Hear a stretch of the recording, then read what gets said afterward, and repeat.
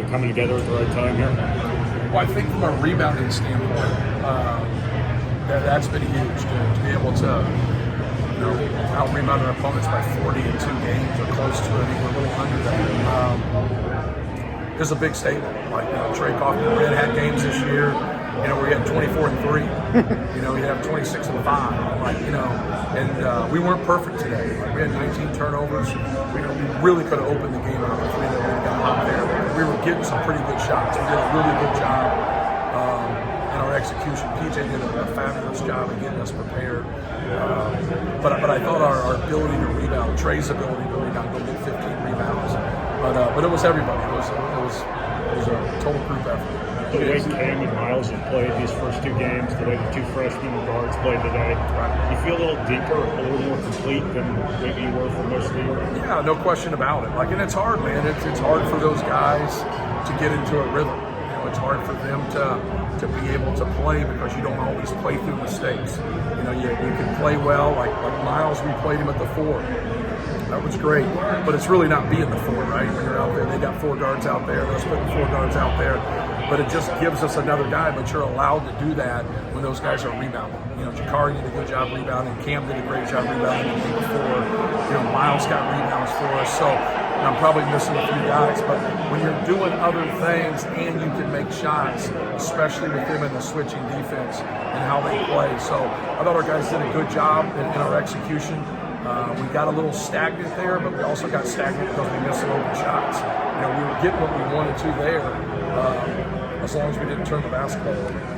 The rebounding rewarded what you guys were doing defensively. That was the big question, I think, even internally coming into this weekend. What did you like the most about what you guys showed these 2 games? Yeah, each team's going to be different. They're going to get into ISOs. They're going to really attack us. They just kind of made that, their focal point, especially there in the second half. And we just wanted to kind of hold off right there and give a lot of help and make the ball go out. But if they did get that 5 to 10 foot range, make them hit those tough runners and floaters. The way we were executing, as long as we didn't turn it over, we felt like when you're up by 20 points that we're going to be in a good position, and obviously we were. That stretch at the end of the first half, from a defensive standpoint, seemed crucial too, because you guys weren't making shots, right, but even extended the lead. Yeah, that really helped us at that point because we were getting, we were executing, we were getting good shots. They weren't going down, but then they weren't getting an advantage on us because we were doing a good job on the defensive end. They settled for a lot of jumpers to start the game. Do you view that more as guys one-on-one doing their jobs, keeping the ball for them, or is it more about the system to help behind them be sharper? Yeah, it's probably a little bit of both. I think that, most guys are going to try to feel their way through the game by shooting. And so, if we're going to load up and try to keep the ball out of the paint, now we're going to have some contested threes there. They make some of those. They could change us a little bit in terms of what we're doing. But we wanted to keep the ball out of the paint. And you could see he really made an emphasis of it going the second half. And then the start of the second half, they didn't make that move. And then obviously the 2 technicals and, the flagrant, they handed us some points there. And, that was just one of those things where now we had to play better in that stretch. But it's kind of human behavior, too. When you get those points and you get up 25 points, that just seems the other team comes back. But we got to do a better job taking care of the basketball. There's no doubt about that. Start of the game seemed like a showcase of what Trey can do when he's patient. Was that always the antidote to how they shift and come at the ball? Yeah, our question was, through their switching and their full fronting, could he get those catches? And so, that's what we wanted to talk about. We wanted to keep screening our own man and keep bringing people high. And so if they're going to hold a low man behind him to throw over the top or throw direct passes in there, now we had to screen our own and try to get those threes. Then when we don't get those threes, be able to try to look back in there, but then keep reversing it, keep getting to the other side. Because now when you have multiple switches, 3, 4, 5, 6 switches, one guy just gets behind one time, now you got open shots. I thought in that stretch right there where we struggled, CJ making that 3. We did that in that possession. It's a low shot clock possession, but we just kept finding and moving the basketball and couldn't get it inside, but they kept holding their low man. And then when he hit that opened some things up there. Brayton had the play where he dumped on the loose ball, got it ahead to Miles, and got fouled. Fabulous play. Yeah. they celebrated that and you get no points out of it until out of the media timeout with the free throws. But is that kind of symbolic of what you think Purdue basketball is when that happens? No question about it. Just giving multiple efforts, just making that play. Like when he first did it, it almost looked like one of those fake hustle plays. Right? Some guy's diving, he has no chance to get the ball, and he makes the play. Like it was right in front of me. It's coming right at me. I'm like, man, that was my first instinct. Like he can't get there. And he obviously did, and obviously to have the intelligence and the toughness to make the play and save it towards his goal, to where he's not saving it and they're just getting a rhythm shot.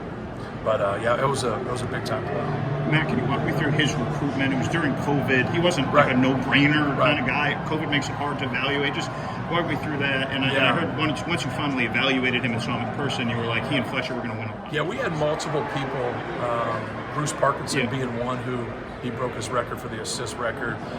Some different guys in his community that are with the Pacers that reached out to us, and we had somebody committed. So once that person decommitted from us, and now we jumped in, we had already been bombarded like, hey, this guy can do it. And he's one of those guys that, when you don't pass the look test, like now a lot of people won't give you your just due. Sure. I talked to 2 or 3 different people in college and in high school about him, and they just said like he's fabulous. He's Scott Skiles. He's just got that swagger about him. He's tough. He's hard-nosed. He can really pass. And then watching film, I watched 4 or 5 guys on film, and I clearly thought by film he was the best. But film can trick you sometimes. Like you still want to see somebody in person, but it just looked too obvious. And then the people that contact me all know basketball and understand basketball, and so we're very fortunate. We're very fortunate to have him. Bruce Parkinson is not a household name in America. Obviously, Purdue he is in Laura. Is it kind of cool that he's revived him? It's just a conversation. He's kind of reintroduced a new generation to him. Well, Braden's dad and Bruce's son, Austin, who played at our place also, they played in the same backcourt in high school. So that connection right there of just, a basketball family, the toughness, the understanding of the game, that really wins out because it's a pretty important position, right? The guy's going to have the ball in his hands. The assistants are always trying to give me to give him a break, give him a ball. Like even at the end of the game, they said hey, you can get Braden out now. I said, well, how the hell are we gonna get the ball past half court? You still want to get the ball past half court, but no, he's a big time player. I'm kind of curious. The portal opening Monday. You guys still live. How does that complicate things, both in your pursuit of players, but also guys on your team with them? I was the guy on the committee.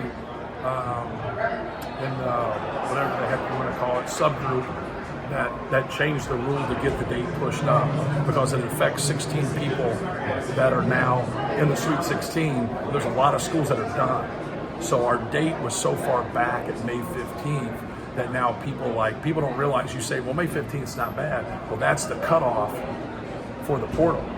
And it was like May 8th or May 1st or whatever it was. And so they kept wanting to push it back because now kids were making visits in late May, early June, late June. And now it was overlapping with the next year's recruitment. And so now we push it back, but it's right. If you make the Sweet 16, here it is for you. Now we haven't spent a lot of time in the portal, and we're going to here. So it is different, but that's what a majority of the coaches wanted. They wanted it pushed back, so hopefully they can get their recruitment done before the summer starts, and they can get a little bit of a break there for 2 weeks before summer school starts and before the next year's high school recruiting. Because the last 2 weekends in high school recruiting, there'd be coaches you wouldn't see. You're like, where are you? So I'm still trying to sign players for next year. And so we're trying our best to do it. There's nothing perfect because it's not perfect the way it is. I believe it's better than the way it is, but it's still for the people that are playing in the Crown and people playing in the NIT and people playing in the NCAA and the CBI and the CIT, for those teams right there, now you got double duty. But that's part of it, man. Adjust to it. You just got to be on the phone. You got to do your job, but you also got to keep your focus because this is the most important stuff. You work like hell to be in this position. And now here you are, you want to play well in the Sweet 16. To what extent you're going to be active, and are there specific things you're looking for? Well, it's kind of tough right now for us because you don't know what's happening at the end of the year. We got to do our work, and if we need to, then we push forward, and if we don't, then we don't. So it's one of those things where it's some of it could be unnecessary, right? But we're also kind of future tripping and saying if we lose a guard, we got to get a guard. If we lose a forward, we got to get a forward. If we lose a center, we got to get a center. So kind of look at your roster. The one thing that we did do was we had one scholarship, and he's a 4-5, and we took a guard. And so, like, we tried to get that forward. And obviously, you guys know. And so we didn't do that. So that's always been in the back of our mind, because where I had it last year, I thought was right on the line. Nobody gets hurt, we're fine. Somebody got hurt, and now that, so I think that's why you see a lot of coaches go past that line, right? But you hope when you sign 13 people, you hope all 13 can like help you and be productive, and that's the goal. And sometimes that's not the case, but it is your job to project that. And sometimes you're better at other times. I know it was harder because we made it offensive, and with Trey Kaufman, we made it offensive, and that took away from some people on our team, and that's not fair to them, but we felt that gave us the most production in totality for our team. So whether I'm right or wrong, that's what we did. Talking to Fletcher, he says, they're not satisfied with the Sweet 16. That's not what they're here for. Right. How much is that drive and ethos of, especially Braden Fletch, kind of the defining characteristic of them as players? Yeah, they've experienced a lot. Like, what are they're 7-2 in the NcAA tournament, and they're still playing.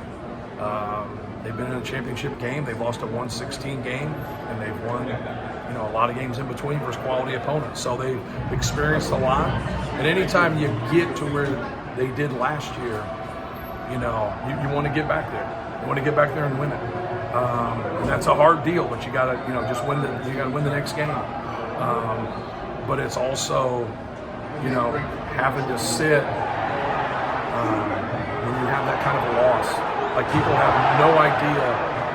Like that's painful, man. That's torture. But it also makes you strong. It also makes you callous. And now you got to believe in your convictions. You got to believe in what you do. And sometimes you got to look at things and make some changes, make some adjustments. And then other times it's like, no, this is the best thing for our program. This is what we got to do. So it's you just got to try to be as honest as possible.